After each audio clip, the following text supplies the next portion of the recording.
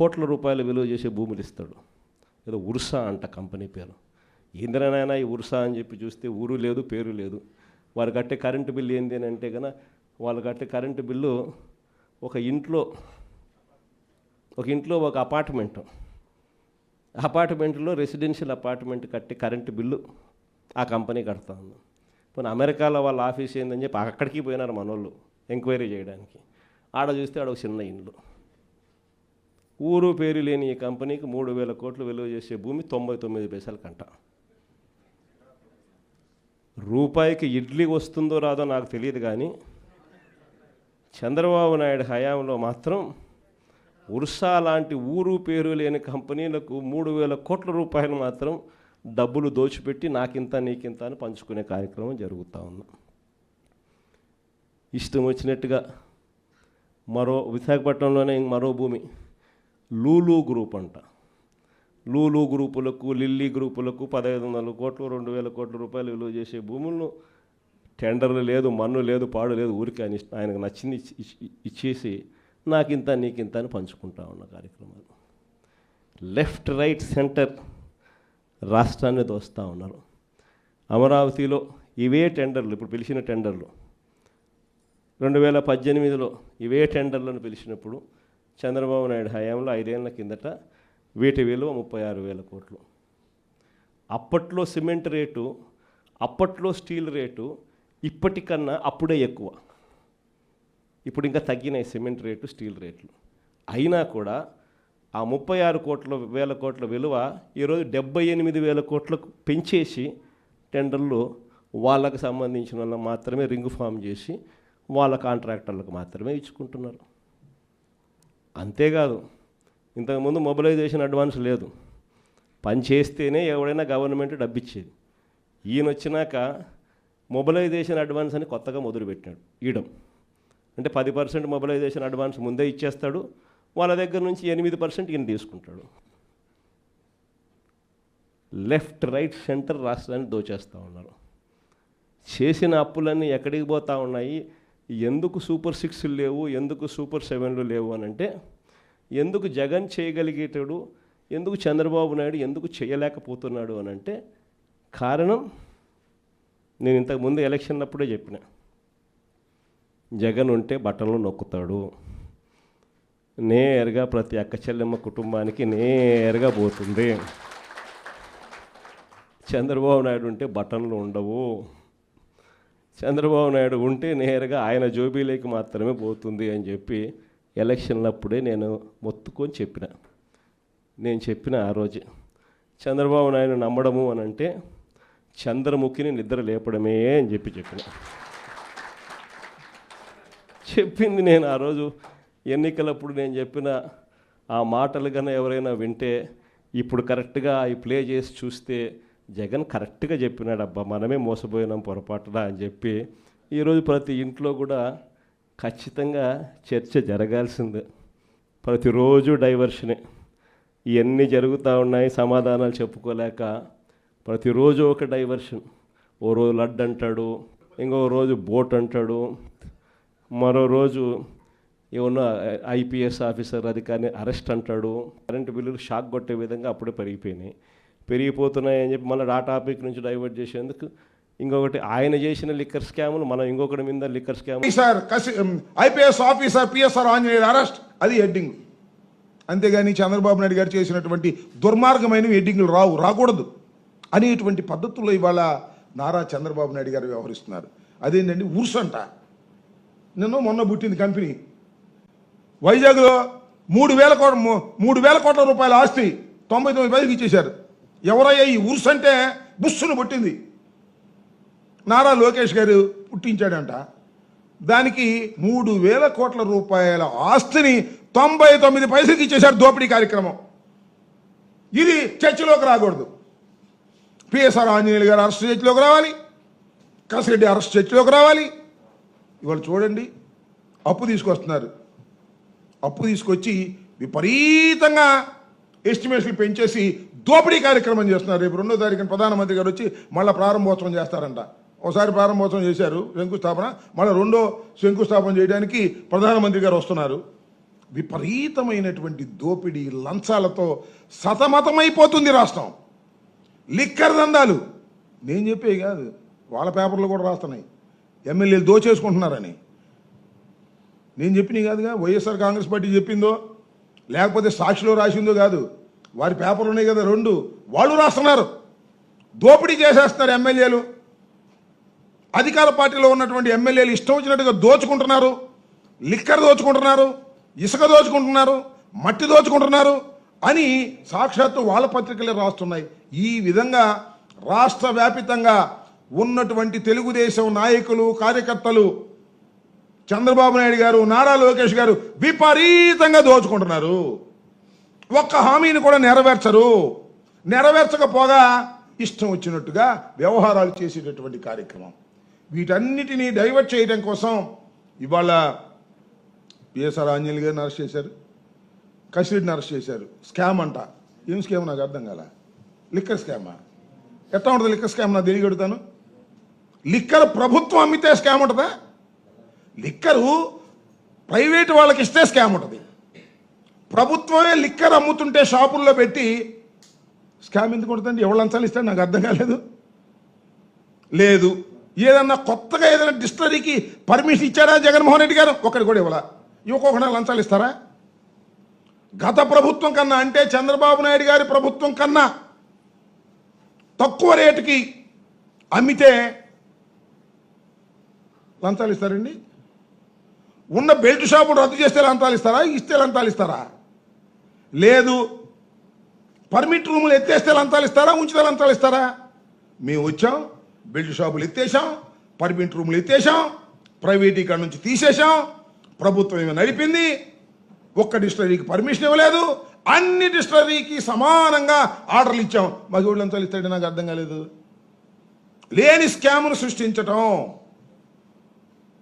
లేని జత్వానీ మీద జరిగినటువంటి లేనిపోని ఆరోపణలు సృష్టించటం. ఎవరా జత్వానీ? ఏంటి కథ? ఒక కంప్లైంట్ ఇస్తే ఒక విద్యాసాగరరావు దాన్ని రిజిస్టర్ చేశారు, చట్టబద్ధంగా తీసుకెళ్లారు. ఆమె గురించి నేను ఎక్కువ మాట్లాడకూడదు, కానీ ఆమె చరిత్ర ఎంతా తెలుసు. బాంబేలో ఆమె చరిత్ర ఏంటో అందరికీ తెలుసు. షీ ఈజ్ బ్యాక్ మైలర్ అని చాలామందికి తెలిసినటువంటి విషయం. ఆమెను పట్టుకొచ్చారు, ఒక ఆడకూతురు, పెద్ద ప్రచారం చేశారు. ముందు ఒక కారు, వెనక ఒక కారు, ఆమె ఎస్కార్ట్ పెట్టి తీసుకెళ్లారు. ఆమె మీద కేసు, ఆమె చేత కంప్లైంట్ ఇప్పించారు. ఇప్పించి కేసు పెట్టి ముగ్గురు ఐపీఎస్ అధికారుల మీద కక్ష సాధించేటటువంటి కార్యక్రమం చేస్తున్నారు. ఎక్కడికి వెళ్తున్నారండి చంద్రబాబు నాయుడు గారు? మీరు ఏం చేస్తున్నారు? మీరు ఈ రాష్ట్రంలో ఒక దుర్మార్గమైన పరిపాలన చేస్తున్నారు. సరే, అది వేరే విషయం. ఆ దుర్మార్గమైన పరిపాలనతో పాటు ఎవరిని పడితే వాళ్ళని అరెస్ట్ చేసేస్తాం అంటే రేపు ప్రభుత్వాలు శాశ్వతంగా ఉంటే మీరే శాశ్వతంగా ముఖ్యమంత్రిగా ఉంటారా? మీ అబ్బాయే పరిపాలన చేస్తుంటాడా? పరిపాలన మారవా? ముఖ్యమంత్రులు మారరా? అసలు ఈ కంపెనీ ఏంటి, ఈ కంపెనీకి సంబంధించినటువంటి బ్యాక్గ్రౌండ్ ఏంటి,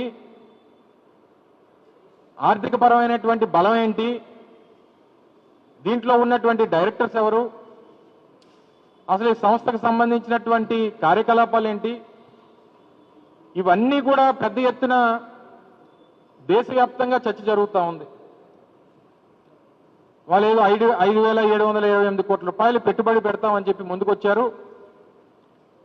5,728 కోట్ల రూపాయలు పెట్టుబడికి గాను మేము ఈ 56 ఎకరాలు ప్రభుత్వం కేటాయిస్తుంది అని చెప్పినటువంటి ప్రభుత్వం అసలు ఈ సంస్థ ఎప్పుడు స్థాపించబడింది? చంద్రబాబు నాయుడు గారు గత పాలనలాగే ఇది 4వ ముఖ్యమంత్రి. ఉమ్మడి రాష్ట్రంలో 2 సార్లు 19 సంవత్సరాల పాటు ముఖ్యమంత్రిగా పనిచేశారు. మళ్ళీ ఇప్పుడు 2వ ఈ రాష్ట్రానికి ముఖ్యమంత్రిగా పనిచేస్తూ ఉన్నారు. ఇది ఒక మోడస్ ఆపరెండిగా, అంటే షెల్ కంపెనీల సృష్టికర్తగా ఉన్నటువంటి చంద్రబాబు నాయుడు గారు ఇలా ఊరు పేరు లేనటువంటి కంపెనీలు తీసుకుని వచ్చి ప్రభుత్వానికి సంబంధించినటువంటి విలువైనటువంటి భూములు కట్టబెట్టి తద్వారా ఆయన లబ్ధి పొందుతున్నటువంటి విధానాన్ని ఇప్పటికీ కూడా ఆయన మారలేదనేటువంటి దానికి ఇది ఒక ఉదాహరణ. ఒక 4 రోజుల క్రితం రాష్ట్ర ఐటీ శాఖ మంత్రి గారిని ఒక జాతీయ సంస్థ జాతీయ మీడియా సంస్థ ఇంటర్వ్యూ చేస్తే ఆయన క్లియర్గా బహిరంగంగా ప్రజలను ఉద్దేశిస్తూ ఆయన మాట్లాడింది ఏంటంటే, మేము ఇటువంటి భూ కేటాయింపులు ఈ డీల్స్ మాకు సర్వసాధారణం, 1995 నుంచి మాకు ఇది ఒక రొటీన్ ప్రొసీజర్, మాకు ఇది అలవాటు అనేటువంటిది నిస్సిగ్గుగా ఒక జాతీయ సంస్థకి ఇచ్చినటువంటి మీడియా ఇంటర్వ్యూలో ఆయన చెప్పినటువంటి కథనాలు మనన్నీ కూడా చూసాం. ఫిబ్రవరి 12వ తారీఖు 2025 సంవత్సరం, అంటే ఇదే సంవత్సరం ఫిబ్రవరి 12వ తారీఖున మినిస్ట్రీ ఆఫ్ కార్పొరేట్ అఫైర్స్ ఒక కంపెనీని రిజిస్టర్ చేసి, ఆ రిజిస్టర్ చేసినటువంటి కంపెనీ ఏదైతే మినిస్ట్రీ ఆఫ్ కార్పొరేట్ అఫైర్స్లో ఉర్సా క్లస్టర్స్ ప్రైవేట్ లిమిటెడ్ పేరిట 12వ తారీఖు ఫిబ్రవరి రిజిస్టర్ చేసినటువంటి కంపెనీ దీనికి భూ కేటాయింపులు మన ఏప్రిల్ 2వ వారంలో భూ కేటాయింపులు 56 ఎకరాలు చేశారు. అంటే కేవలం 2 మాసాలు అనుభవం ఉన్నటువంటి ఒక సంస్థకు తీసుకొని వచ్చి విశాఖపట్నంలో వేల కోట్ల రూపాయలు విలువైనటువంటి భూమిని తీసుకొని వచ్చి దారాదత్తం చేస్తే, దీని మీద పెద్ద ఎత్తున దేశవ్యాప్తంగా రాష్ట్ర వ్యాప్తంగా చర్చ జరుగుతూ ఉంటే ఇప్పటికీ కూడా ప్రభుత్వం ఎందుకు స్పందించట్లేదు, ఎందుకు సమాధానం చెప్పట్లేదు, దీని వెనకాతల ఎవరున్నారు, లేదా మౌనం అంగీకారంగా విచారణను ఆపేశారని అడుగుతున్నా. ఈరోజు ఏదో ఆంజనేయులు గారి మీద ఒక కేసో, లేదా మిథున్ రెడ్డి గారి మీద ఒక దొంగ సాక్ష్యాలతో ఒక కేసో పెట్టి భయభ్రాంతులకి గురి చేయాలంటే ఎవరు భయపడే ప్రసక్తి లేదు. ఎందుకంటే మేము తప్పు చేయలేదు కాబట్టి ఎవరికి భయపడాల్సిన అవసరం లేదు. మీరు దొంగ సాక్ష్యాలతో ఎన్ని కేసులు పెట్టినా మేము న్యాయపరంగా పోరాడి బయటికి వస్తాం. కానీ మీ మీద కేసులు విచారణ జరిగితే మీరు పర్మనెంట్గా జైలుకి వెళ్తారన్న సంగతి మీకు తెలుసు. అందుకే అడుగుతున్నా, దమ్ముంటే దొంగ కేసులు పెట్టి మీ పచ్చ ఛానళ్లలో దుమ్మెత్తిపోయటం కాదు, స్కిల్ డెవలప్మెంట్ స్కామ్ మీద, ఫైబర్ నెట్ స్కామ్ మీద విచారణ జరిపించండి. మీకు ఆ దమ్ము లేకపోతే సిబిఐకి అప్పచెప్పండి అని కూడా డిమాండ్ చేస్తున్నాం. అసలు చంద్రబాబు నాయుడు అనే వ్యక్తి సంతకానికి విలువ లేదు అని ఇప్పుడు 4వసారి ముఖ్యమంత్రి అయినప్పుడు కూడా తెలుస్తోంది. ఏడాది అవుతుంది. ఈ ఏడాదిలో ఆయన పెట్టిన మొదటి సంతకం ఇంతవరకు అమలైందని నేను అడుగుతున్నా. ఇంతకన్నా సిగ్గుచేటు ఇంకేమైనా ఉందా? అదే వైఎస్ఆర్ గారు కానీ జగన్ గారు కానీ ఒక సంతకం పెడితే ఆ రోజు నుంచి అమల్లోకి వస్తుంది. అది సంతకం అంటే అలా ఉండాలి. కానీ నీ సంతకం అది చిత్తు కాగితంలాగా ఎప్పుడు సంతకం పెట్టినా అది ఎప్పుడు జరిగింది లేదు. అండ్ అధికారంలోకి వచ్చిన మీరు జూన్ నుండే నిరుద్యోగ భృతి ఇస్తాము, తల్లికి వందనం ఇస్తాము, అన్నదాత సుఖీభవ ఇస్తాము, ఆడబిడ్డ నిధి ఇస్తాము, ఫ్రీ బస్ ఇస్తాము అని చెప్పారు. బాండ్లు ఇచ్చారు. ఈరోజు ఆ బాండ్లు ఎత్తుకొని గ్రామాల్లోకి మీ ఎమ్మెల్యేలు కానీ మీరు వెళ్ళే పరిస్థితి ఉందా? పరకలతో కొడతారు, చెప్పులతో కొడతారు. ఆ భయం మీకు ఉంది కాబట్టే ప్రజల్లోకి వెళ్ళలేక, వాటి మీద ఏమీ చెప్పుకోలేక ఈ విధంగా డైవర్షన్ డర్టీ పాలిటిక్స్తో ఎలా ఎవరి మీద తప్పుడు కేసులు పెట్టి దాని మీద మీ పచ్చ ఛానళ్లలో రౌండ్ టేబుల్ డిస్కషన్లు పెట్టి మీ పచ్చ నాయకులతో విశ్లేషకులుగా ఏ విధంగా విషయాన్ని చిమ్ముతున్నారో ఈ రాష్ట్ర ప్రజలకి ఏడాది కాలంలోనే అర్థమైపోయింది. మీరు చెప్పే అబద్ధాలను ఇంకా నమ్మే పరిస్థితిలో ఈ రాష్ట్ర ప్రజలు లేరు అన్న విషయం చంద్రబాబు నాయుడు తెలుసుకోవాలి. అది పక్కన పెట్టేసి సంకలు గుద్దుకుంటూ ఈరోజు అందరి మీద దాడులు చేస్తూ మాట్లాడిన అందరి మీద కేసులు పెట్టుకుంటూ పోతే ఫైనల్గా మీరు, మీ కుటుంబం, మీకు సపోర్ట్ చేసిన పోలీసులు అందరూ కూడా జైల్లో ఉంటారని కూడా అందరూ తెలుసుకోవాలి. ఎందుకంటే తప్పులతో ఒకరి మీద నింద వేసి లోపల పెట్టాలనుకుంటే హైకోర్టు, సుప్రీంకోర్టు కూడా ఒప్పుకోదు. ఒక ఏడాదిలోనే హైకోర్టు 6 సార్లు మీ ప్రభుత్వానికి అక్షింతలు వేసింది. పోసాని కృష్ణమురళి గారి కేసులో కానీ, ఒక సోషల్ మీడియా యాక్టివిస్ట్ని మీరు ఏ విధంగా హెరాస్ చేశారో ఆ విషయంలో కానీ నిన్న మొన్నట్లో 60 ఏళ్ళు పైబడిన వాళ్ళని మీరు హెరాస్ చేయకూడదు, ఇంటికి వెళ్ళి విచారించాలి, ఇవన్నీ కూడా తప్పుడు సాక్ష్యాలతో వేధింపులు చేసిన పోలీసులకు కూడా ఏ విధంగా హైకోర్టు అక్షింతలు పెట్టిందో ఈ రాష్ట్ర ప్రజలందరూ కూడా గమనించారు. అలాగే సుప్రీంకోర్టులో మీరు లడ్డూలో ఏదో కలిసింది అని అబద్ధం చెప్పి మీ రాజకీయ లబ్ధి కోసం కలియుగ దైవం వెంకటేశ్వర స్వామితో చెలగాటమాడినప్పుడు కూడా